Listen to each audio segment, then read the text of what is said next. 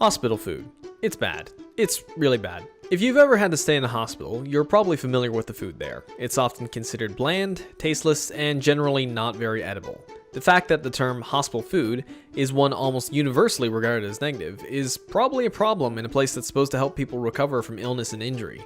It's a problem we hear about pretty often, but how big of a problem is it really, and what is being done to fix it? In much of North America, the quality of care between hospitals is often inconsistent. At one hospital, you might be getting food that's been made on-site from fresh and whole ingredients, with patients receiving visits every few days from registered dietitians to review their satisfaction and health.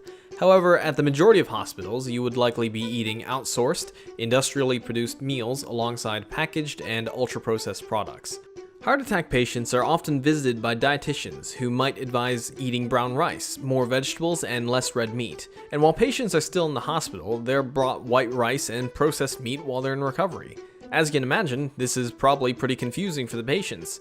All too often, the food that patients are eating has large amounts of sugar, sodium, saturated fat, and is highly processed.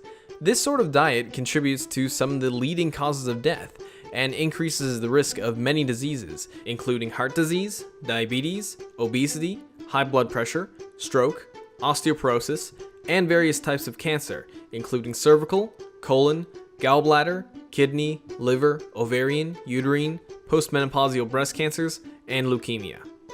The food you get in the hospital should not make you sicker. Now, the nutrition in food isn't the only issue. The taste of the food as well is also a serious problem that gets overlooked a lot.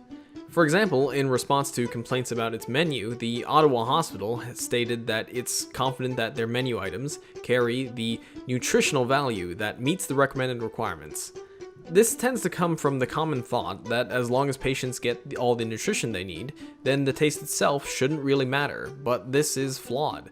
Hospitals are supposed to help people heal, and the food they serve is an important part of that process. Warm, comforting food can make people happier, which can in turn improve people's rate of rehabilitation and their motivation.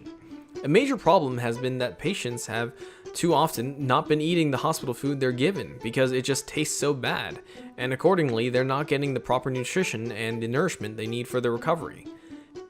A dietitian named Paul Bernier co-authored a study documenting how patients can't stomach the food being served and what hospitals can do to improve it. She surveyed about 200 patients at 4 hospitals for the Canadian Malnutrition Task Force and found that 34% of patients said they'd missed a meal due to medical procedures, and 69% of patients complained of poor appetite during their hospital stay. You can see that a massive amount of patients experience poor appetite, and the reasons for that range from sickness, pain, tiredness, worry, and depression. This combined with the low quality of food they're given can cause some patients to spiral into malnutrition, losing weight and muscle. Malnourished patients have a high risk of infections, pressure sores, pneumonia, and take longer to recover. So now we know, hospital food is bad. But why specifically is the food being served bad? Shouldn't hospitals and the doctors who work there know better? Well, the primary issue is that most hospitals are struggling with funding, and they see that directly treating patients' ailments rather than feeding them as their main objective, which it basically is. And this is especially since administrators and managers are often the ones deciding how the money is being spent. Canadian hospitals devote just 1% of their total budget to food, which means an average of just $8 per patient per day. This $8 is supposed to pay for 3 square meals and 2 snacks throughout the day. And you have to remember that when someone's sick, they have greater need for proteins and calories, because their body needs fuel to repair itself. One of the biggest challenges for hospitals is just having the proper budget to buy the quality food needed, and the staff required to prepare it. Oftentimes, the reason the food is so bad is because things like frozen food is cheap to buy, to store, and cook for patients, and prepackaged meals don't require the hiring of staff to cook, clean, and prepare and serve food, or the installation of expensive kitchens. It doesn't help that a lot of the food is just thrown away as well. A common estimate is about 30% of hospital food is thrown away, not only because patients are refusing to eat it due to it being just so unappetizing, but also because they might need to fast before a medical procedure, but are still being given food by the staff. So now, while many hospitals' food is woefully inadequate, increasingly more are becoming exceptions to that. More people have begun to realize that the current state of affairs is just not acceptable, and they're taking action to help deal with it. In Canada, Ontario's provincial government makes grants available to hospitals to purchase local food through its broader public sector investment fund. St. Joseph's Health Centre in Guelph, Ontario received some of that grant money. Before 2005, almost all the meals there were pre-made and outsourced. Now the hospital prepares about 75% of it from scratch. On their menu, the fresh salads and grain-fed beef they get from a local supplier are now patient favorites. Not only has patient satisfaction risen massively, but compared to the usual food waste of 30%, St. Joseph's waste is now only half that. They estimate that about 20% of the food they serve is grown locally, contributing at least $140,000 per year to the local economy, and they spend only $7.60 per patient, not counting the cost of labor, which is admittedly significant, compared to the average hospital spending $8 per day. Ottawa Hospital is changing as well. They're adding additional salad plates, more grains like quinoa, fresh sandwiches, and additional ethnic foods. And they have plans for a kind of room service, buffets, and arranged meal times in order to better meet the flexible schedules of patients undergoing medical treatments.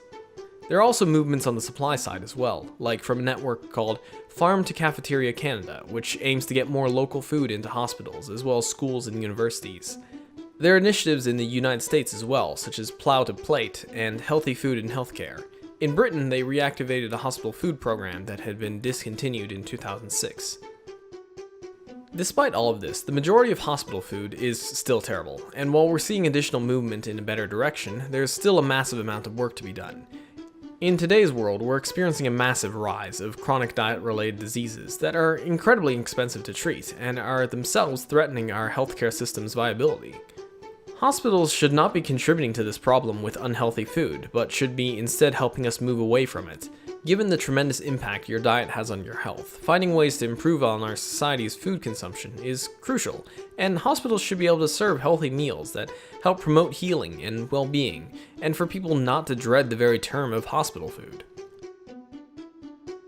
Thank you so much for watching. If you enjoyed this video, please leave a like, and if you want to watch more like it, then you can subscribe to my channel to see them whenever they're released.